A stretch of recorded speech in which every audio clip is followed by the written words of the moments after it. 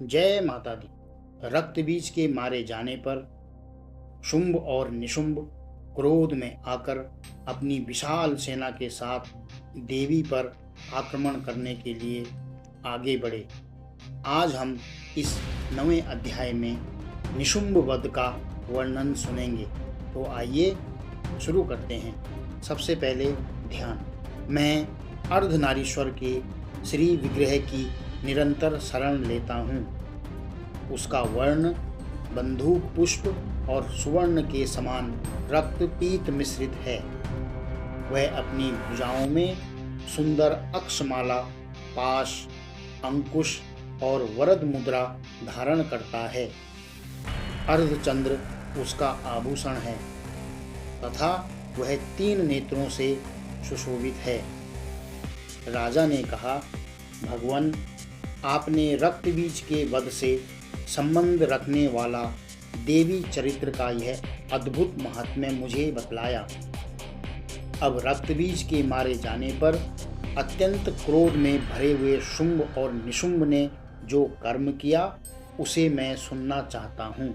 ऋषि कहते हैं, राजन, युद्ध में रक्त बीज तथा अन्य दैत्यों के मारे जाने पर शुंभ और निशुंभ के क्रोध की सीमा न रही। अपनी विशाल सेना इस प्रकार मारी जाती देख निशुंभ अमर्ष में भरकर देवी की ओर दौड़ा। उसके साथ असुरों की प्रधान सेना थी।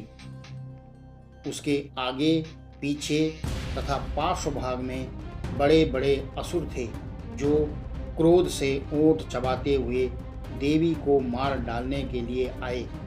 महापराक्रमी शुंभ भी अपनी सेना के साथ मात्र गणों से युद्ध करके क्रोधवश चंडिका को मारने के लिए आ पहुंचा। तब देवी के साथ शुंभ और निशुंभ का घोर संग्राम छिड़ गया। वे दोनों दैत्य मेघों की भांति बाणों की भयंकर वृष्टि कर रहे थे। उन दोनों के चलाए हुए बाणों को चंडिका ने अपने बाणों के समूह से तुरंत काट डाला और शस्त्र समूहों की वर्षा करके उन दोनों दैत्यपतियों के अंगों को भी चोट पहुंचाई। निशुंभ ने तीखी तलवार और चमकती हुई ढाल लेकर देवी के श्रेष्ठ वाहन सिंह के मस्तक पर प्रहार किया। अपने वाहन को चोट पहुंचने पर देवी ने शूर्पणखा नामक वाण से निशुंभ की श्रेष्ठ तलवार तुरंत ही काट डाली और उसकी ढाल को भी, जिसमें 8 चांद जड़े थे, खंड खंड कर दिया।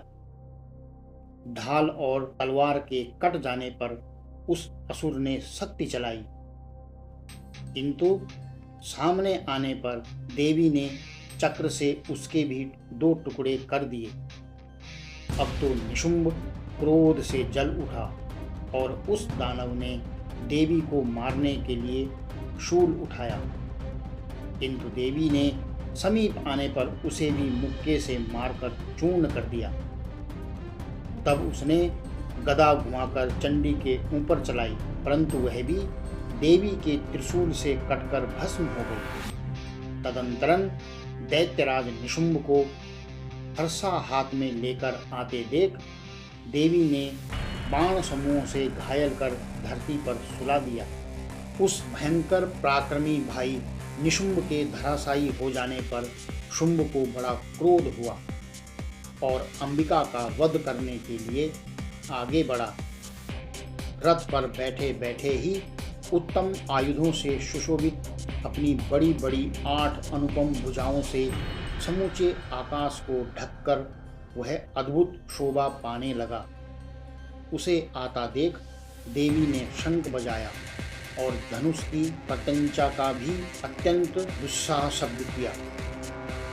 साथ ही अपने घंटे के शब्द से, जो समस्त दैत्य सैनिकों का तेज नष्ट करने वाला था, संपूर्ण दिशाओं को व्याप्त कर दिया। तदंतरन सिंह ने भी अपनी दहाड़ से, जिसे सुनकर बड़े बड़े गजराजों का महान मद दूर हो जाता था, आकाश, पृथ्वी और 10 दिशाओं को गुंजा दिया। फिर काली ने आकाश में उछलकर अपने दोनों हाथों से पृथ्वी पर आघात किया। उससे ऐसा भयंकर शब्द हुआ जिससे पहले के सभी शब्द शांत हो गए। तत्पश्चात शिवदूती ने दैत्यों के लिए अमंगलजनक अट्टहास किया। इन शब्दों को सुनकर समस्त असुर थर्रा उठे, किंतु शुंभ को बड़ा क्रोध हुआ।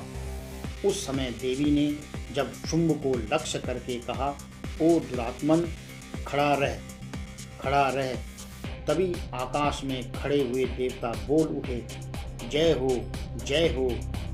शुंभ ने वहां आकर ज्वालाओं से युक्त अत्यंत भयानक शक्ति चलाई। अग्निमय पर्वत के समान आती हुई उस शक्ति को देवी ने बड़े भारी लूके से दूर हटा दिया। उस समय शुंभ को सिंहनाद से तीनों लोग गूंज उठे। राजन, उसकी प्रतिध्वनि से वज्रपात के समान भयानक शब्द हुआ, जिससे अन्य सब शब्दों को जीत लिया। शुंभ के चलाए हुए बाणों को देवी ने और देवी के चलाए हुए बाणों को शुंभ ने अपने भयंकर बाणों द्वारा सैकड़ों और हजारों टुकड़े कर दिए। तब क्रोध में भरकर चंडिका ने शुंभ को शूल से मारा। उसके आघात से मूर्छित हो वह पृथ्वी पर गिर पड़ा।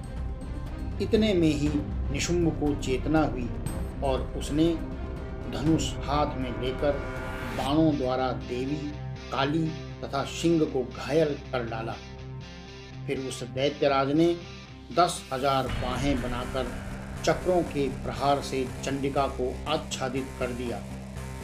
तब दुर्गम पीड़ा का नाश करने वाली भगवती दुर्गा ने कुपित होकर अपने बाणों से उन चक्रों तथा बाणों को काट गिराया। यह देख निशुंभ दैत्य सेना के साथ चंडिका का वध करने के लिए हाथ में गदा ले बड़े वेग से दौड़ा।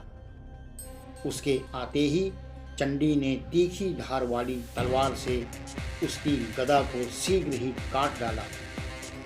तब उसने शूल हाथ में ले लिया। देवताओं को पीड़ा देने वाले निशुंभ को शूल हाथ में लिए आता देख चंडिका ने वेग से चलाए हुए अपने शूल से उसकी छाती छेद डाली।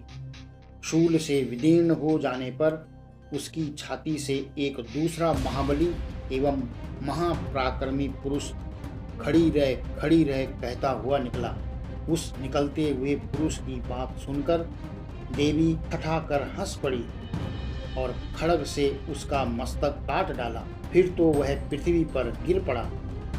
तदंतरं सिंह अपनी दाढ़ों से असुरों की गर्दन कुचलकर खाने लगा। यह बड़ा भयंकर दृश्य था। उधर काली तथा शिवदूती ने भी अनेक दैत्यों का भक्षण आरंभ किया। कौमारी की शक्ति से विदीर्ण होकर कितने ही महादैत्य नष्ट हो गए। ब्रह्माणी के मंत्रपूत जल से निस्तेज होकर कितने ही भाग खड़े हुए। कितने ही दैत्य माहेश्वरी के त्रिशूल से छिन्न भिन्न हो धराशायी हो गए। वाराही के थुतुन के आघात से कितनों का पृथ्वी पर कचूमर निकल गया। वैष्णवी ने भी अपने चक्र से दानवों के टुकड़े टुकड़े कर डाले। इंद्री के हाथ से छूटे हुए वज्र से भी कितने ही प्राणों से हाथ धो बैठे। कुछ असुर नष्ट हो गए, कुछ उस महायुद्ध से भाग गए तथा कितने ही काली, शिवदूती तथा सिंह के ग्रास बन गए। इस प्रकार श्री मार्कंडेय पुराण में सावर्णिक मनवंतर की कथा के अंतर्गत देवी महात्म्य में निशुंभ वध नामक 9वां अध्याय पूरा हुआ। जय माता दी।